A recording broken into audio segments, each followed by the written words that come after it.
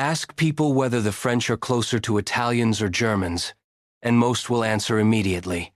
Some will say Italians, because French comes from Latin. Others will say Germans, because France is named after the Franks, a Germanic people. But here's the twist. Both answers are right, and both are incomplete. France sits between two worlds, the Latin world of Italy and the Germanic world of Germany. Its language points south, its name points east, and its history pulls in both directions. So who are the French really closer to, Italians or Germans? Before we uncover the answer, comment your guess below. Are you Team Italy or Team Germany? Because by the end of this video, you may realize France is not just between them on the map, it is between them in history. At first, the question seems easy to answer. French sounds much more like Italian than German. In fact, French and Italian both belong to the Romance language family, meaning they evolved from Latin and share many similarities in vocabulary, grammar, and historical development. Based on language alone, most people would probably assume that the French are closer to Italians. But then another fact complicates the picture. France takes its name from the Franks, a Germanic people who established one of the most powerful kingdoms in Western Europe after the fall of the Roman Empire. The very name France comes directly from them. Suddenly, the German connection becomes impossible to ignore, and that's where the debate begins. On one side, France appears closely linked to Italy through language, Roman heritage, and centuries of shared cultural influences. On the other, France owes its name and part of its political foundation to a Germanic people whose impact helped shape the nation that would eventually emerge. So which connection is stronger? If we stripped away modern borders and traveled back through history, would we find that the French are more closely related to Italians? Or would the evidence point toward Germany and the Germanic world instead? The answer matters because it touches on something bigger than language or geography. It challenges how we think about national identity itself. Many people assume nations have clear and straightforward origins. France proves that history is often far more complicated. As we'll soon discover, the reason this question is so difficult to answer has everything to do with where France sits in Europe. For thousands of years, it stood between two powerful worlds, one Latin and one Germanic, and both would leave a lasting mark on its identity. To understand how that happened, we first need to look at France's unique position at the crossroads of Europe. Look at the map of Europe, and France's position tells part of the story before history even begins. To the south and southeast lies Italy, the old heart of the Roman world. This is the direction of Latin, Roman law, Mediterranean culture, and the empire that shaped much of Western Europe. Through this connection, France inherited a deep link to the same civilization that gave Italy its historical foundation. To the east lies Germany, the world of Germanic tribes, medieval kingdoms, shifting borders, and centuries of rivalry and exchange. This side of Europe gave France one of its most important identity markers, the Franks, the Germanic people whose name eventually became attached to the country itself. France developed in the middle of these two worlds. That position made it one of Europe's great meeting points. Ideas moved through it.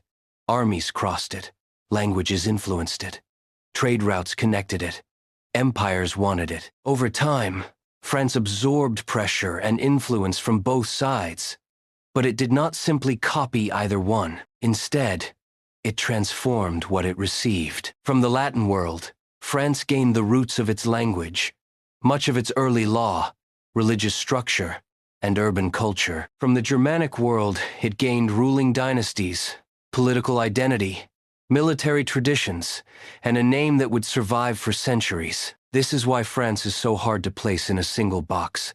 It is not fully Mediterranean like Italy, and not fully Germanic like Germany. It became a bridge, shaped by contact, conflict, and adaptation. But geography only explains why France was exposed to both influences. To know which side left the deeper mark, we need to start with the strongest case first. The argument that the French are more closely connected to Italians through Rome, Latin, and the Romance world. If you asked most historians, linguists, or even ordinary Europeans which country France resembles more, many would immediately point to Italy. And at first glance, the evidence is surprisingly strong. The most obvious connection is language. French and Italian belong to the Romance language family, meaning they both evolved from Latin, the language spoken throughout the Roman Empire. Although they sound different today, they share the same linguistic ancestor. Many words, grammatical structures, and expressions can be traced back to the same source. In contrast, German belongs to an entirely different language family. From a linguistic perspective, France clearly stands much closer to Italy than to Germany. But the connection goes far beyond language. Both France and Italy were profoundly shaped by Rome. Roman roads, cities, laws, engineering, and systems of government left lasting marks on both societies. Long after the Roman Empire disappeared, its influence remained woven into everyday life. The foundations of French civilization were built upon institutions that had originated in the Roman world.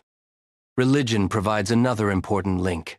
For centuries, both countries were central pillars of Catholic Europe. Churches, monasteries, religious festivals, and Christian traditions helped shape their cultures in remarkably similar ways. This shared religious heritage influenced everything from architecture and education to politics and social values. Even beyond history, there are cultural similarities that many people instantly recognize. A love of food, regional traditions, art, family life, and a strong appreciation for cultural heritage are often associated with both nations.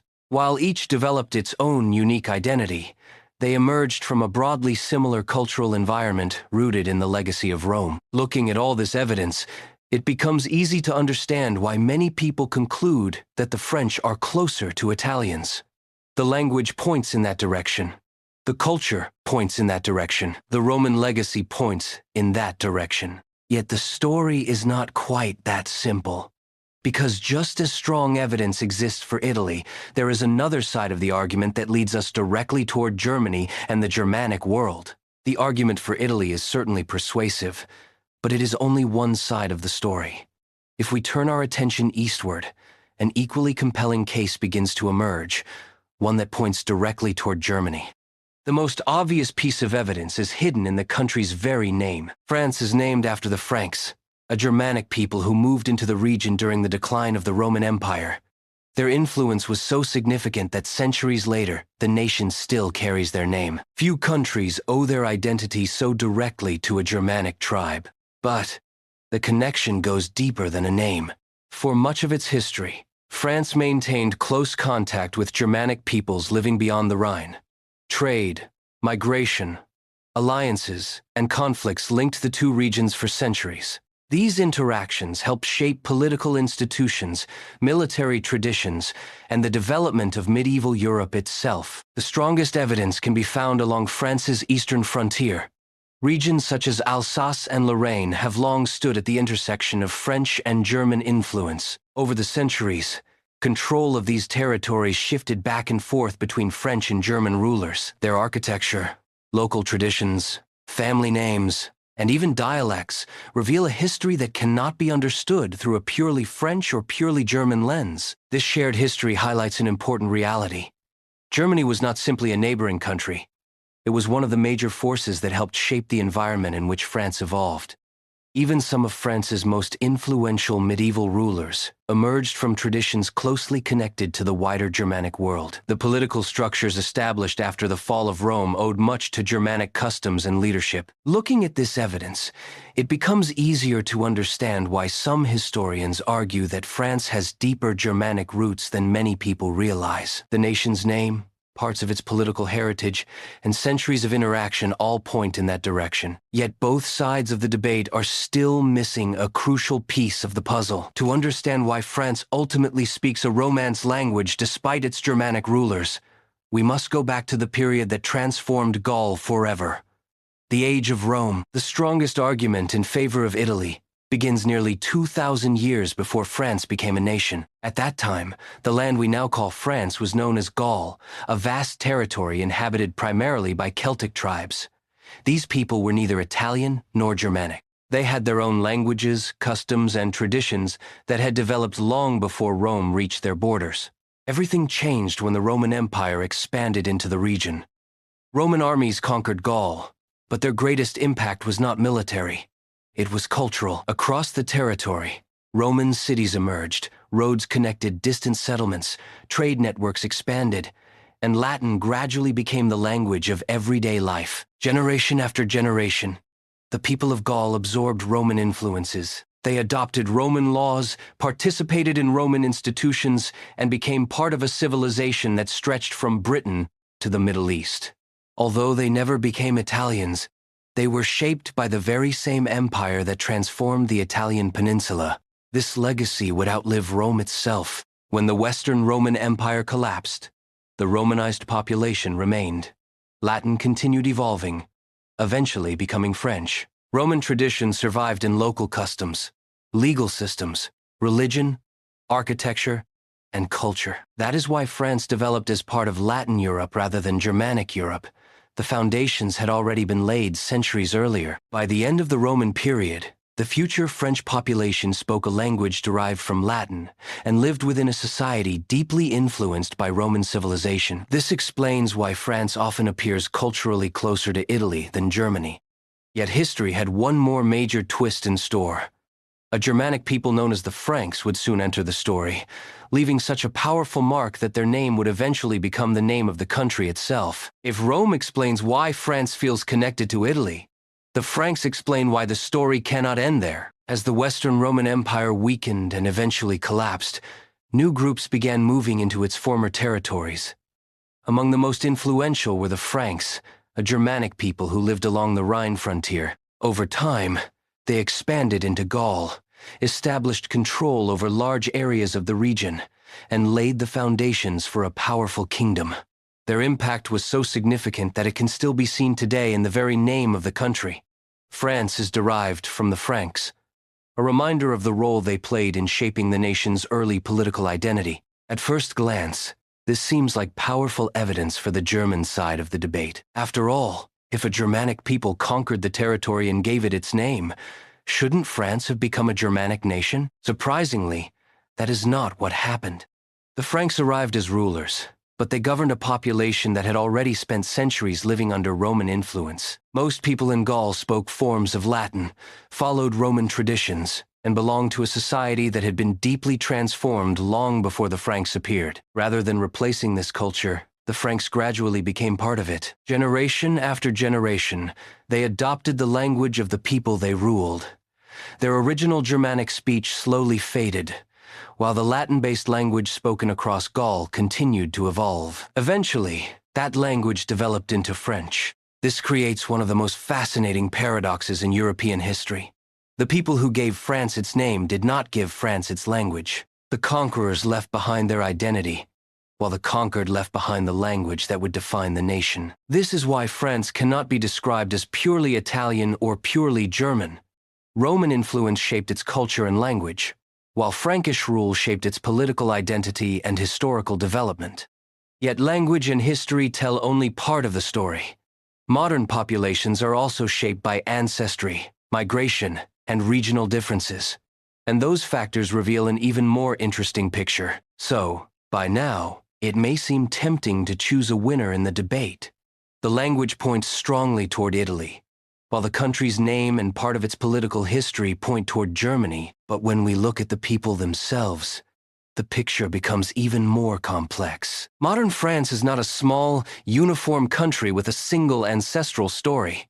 It is a large nation with diverse regions, each shaped by different historical influences over thousands of years. In southern France, many communities have long been connected to the Mediterranean world. Trade, migration, and cultural exchange linked these areas to regions that shared similar climates, lifestyles, and historical experiences. As a result, southern French populations often show stronger connections to northern Italians and other Mediterranean Europeans than to populations farther north. Travel toward eastern France, however, and a different pattern begins to emerge.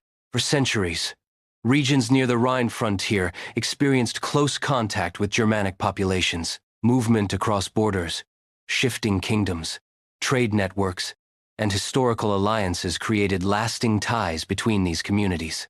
In some areas, the influence of neighboring German-speaking regions became deeply woven into local identity. Northern France presents yet another layer of the story.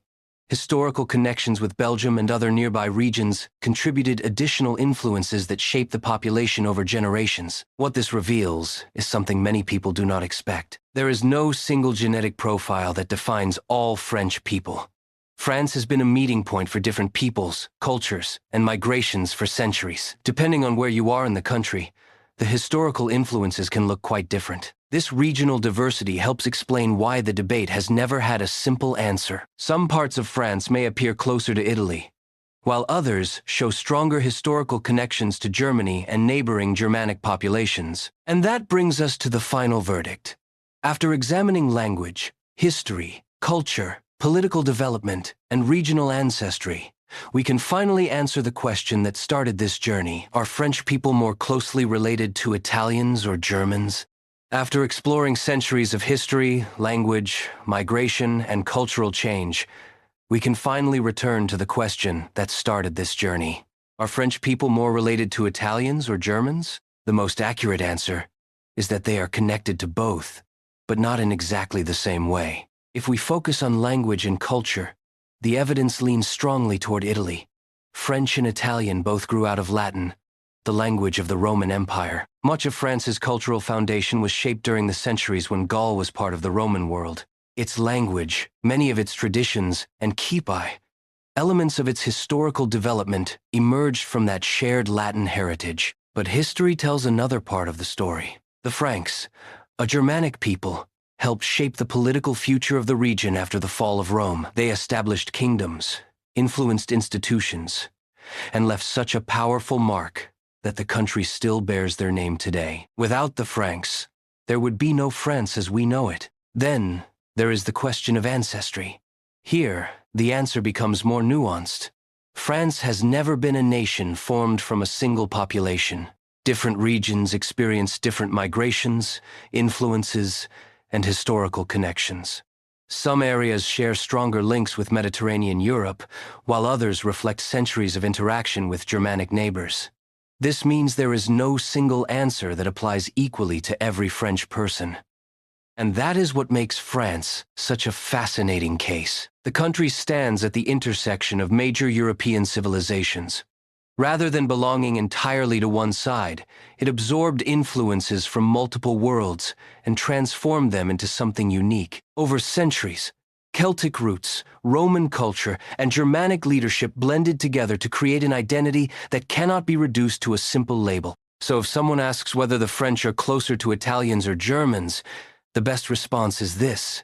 Culturally and linguistically, they lean toward Italy.